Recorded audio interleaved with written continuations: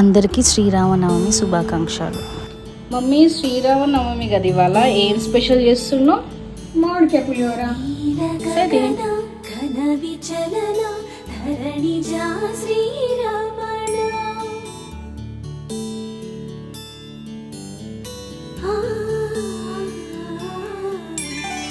మధురవదన నలిన నయన మనవి వినరా